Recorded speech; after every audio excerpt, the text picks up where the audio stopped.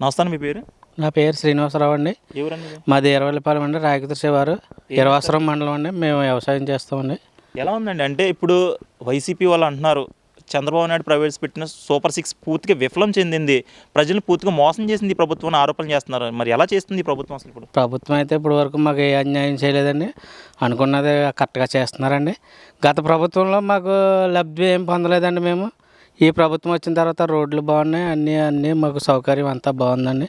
అనుకున్న టైంకి అన్నీ అందజేస్తున్నారు. ఇంకా అంతకన్నా ప్రభుత్వం ఏం చేస్తుంది మీరు గట్రా ఒకసారి చెప్పండి. మరి మాకైతే ఈ ప్రభుత్వం బాగుందండి. గత ప్రభుత్వంలో మాకు మా అమ్మాయి 6 సంవత్సరాలు వచ్చినప్పటికి అమ్మఒడి 15,000 అన్నారు, 13,000 వేశారు. కాకపోతే మాకు 1 సంవత్సరం అందింది. అయితే మాకు పూర్తిగా 5 సంవత్సరాలు అందలేదు.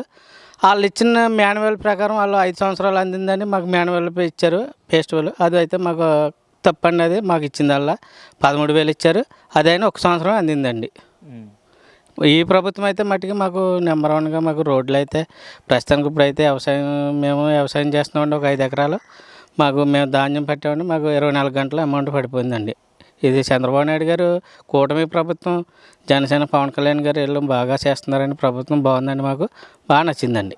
మరి చూసుకుంటే ఇప్పుడు రైతులను పూర్తిగా మోసం చేసేసింది. అసలు దాని కొనుగోలు విషయాన్ని కానీ ఏమీ చేయట్లేదు, రైతు భరోసా ఇవ్వట్లేదు అని చెప్పి ధర్నాలు కూడా చేస్తున్నారు వైసీపీ వాళ్ళు. లేదండి, ఇదంతా గాలి మాటలండి. మీరు ఎవరో నమ్మద్దు. మాకైతే మటుకు ఇప్పుడు మటుకు మాకు రైతులకి ఏ అన్యాయం చేయలేదు, అంతా బాగుందండి. మాకు మటుకి చాలా బాగా చేశారండి చంద్రబాబు నాయుడు గారు, పవన్ కళ్యాణ్ గారు అంతా బాగా చేశారండి.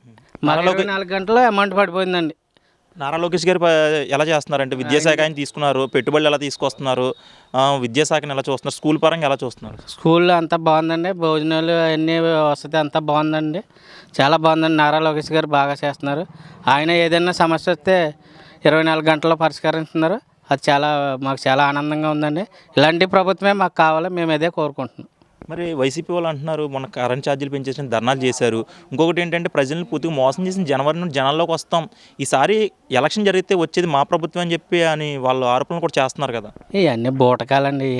ఇవన్నీ మళ్ళీ ప్రభుత్వం అలాగనుకుంటే మనం ఒకటి లెక్కేసుకోవాలి. తెలంగాణలో 10 సంవత్సరాలు చేసిన కేసీఆర్ మళ్ళీ ఇప్పుడు ఈయన మరి 10 సంవత్సరాలు చేయాలి కదండి. మళ్ళీ 5 సంవత్సరాలకి ఎందుకు వెళ్ళిపోయాడండి? జనాలకి తెలుసు కదండి.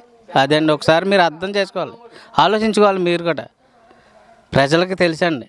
ప్రజలందరూ ఈ కూటమి ప్రభుత్వాన్ని చాలా ఆదరించారు, నమ్మారు. అలాగే ప్రజలకి న్యాయం చేస్తున్నారు కూటమి ప్రభుత్వం వచ్చిన తర్వాత. ఓకే అండి. ఇవన్నీ గాలి మాటలండి. వైఎస్ జగన్ కార్యకర్తలు వాళ్ళ ఎమ్మెల్యేలు మాట్లాడి అన్నీ గాలి మాటలండి. ఇవన్నీ మీరు పట్టించుకోవద్దు. కూటమి ప్రభుత్వం బాగుందండి. అదండి ప్రజలు రాష్ట్రాన్ని పూర్తిగా అభివృద్ధి పరంగా నడిపిస్తాను అని చెప్పి ఈ 5 సంవత్సరాల్లో అభివృద్ధి చేస్తానని చెప్పి చంద్రబాబు నాయుడు అంటున్నారు.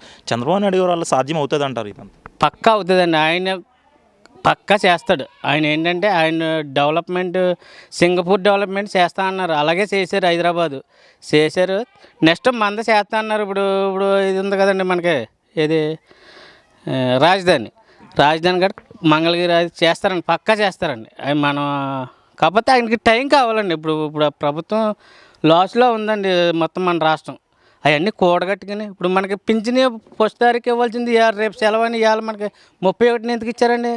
ప్రజలందరినీ కాపాడాలని ఆయన బాగా చేశారండి. ఓకే అండి. ఈ ప్రభుత్వం అసలు నెంబర్ 1 అండి.